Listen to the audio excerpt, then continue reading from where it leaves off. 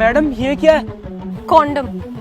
अरे वो तो मुझे भी पता है, पर आप मुझे क्यों दे रहे हो? जिससे कि तू इसे इस्तेमाल कर सके। और क्यों दूंगी? मैं इस्तेमाल कर सकूं?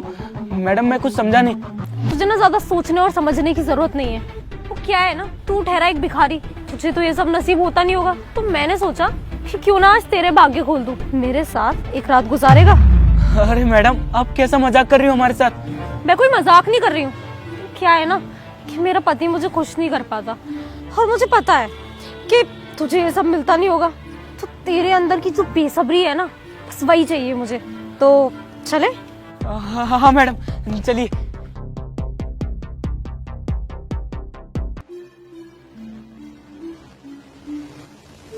मेम साहब आपका घर तो बहुत अच्छा है, हमें तो यकीन ही नहीं हो रहा कि आप हमें यहाँ पर लेकर आई हो।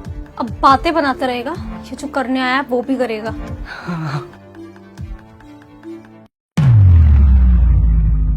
दिव्या, ये क्या कर रही हो तुम ये सब क्या कर रही थी? और है कौन ये फर्नीचर को घर पे ले आई हो और इतनी हंसली हरकत करने जा रही तुम इसके साथ? अगर बाहर किसी को पता चलेगा तो क्या इज्जत रह जाएगी हमारे घर की, हमारे खानदान की? तुमने एक बार भी नहीं सोचा हमारी इज्जत के बारे में?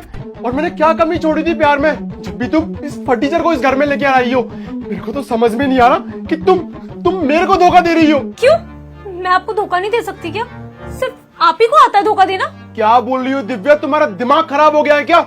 ये सब कर रही हो और उल्टा मेरे को बोल रही हो। बिल्कुल सही तो बोल रही हूँ मैं, गलत क्या बोल रही हूँ? और क्या गलत किया मैंने? मेरा मन कर रहा था कुछ नया ट्राई करने का, तो मैं ऐसे ले आई। इसमें प्रॉब्लम क्या है? प्रॉब्लम क्या है? क्या पागल हो गई हो क्या? तुमने मेरे साथ 7 फेरे लिए हैं, कसमें खाई हैं साथ रहने की, जब भी तुम्हें किसी और की जरूरत पड़ रही है। अच्छा, यही बात मैं आपको समझाना चाहती हूँ। हम लोगों ने 7 फेरे लिए, हम पति पत्नी है, और आपको शर्म नहीं आई जरा सी भी मुझे धोखा देते हुए? दिव्या पागल हो गई हो क्या? कुछ भी मन में आ रहा है बोले जा रही हो। धोखा तुम दे रही हो कि मैं? पागल नहीं हो गई हूँ मैंने कोई धोखा नहीं दिया है, मैंने कुछ नहीं किया है इसके साथ। ये सब ना सिर्फ और सिर्फ मेरा एक ड्रामा था आपको सबक सिखाने का। आपने क्या किया था? हमारे घर की नौकरानी के साथ मेरे एब्सेंस में आपने गलत करने की कोशिश की, जबरदस्ती की उसके साथ।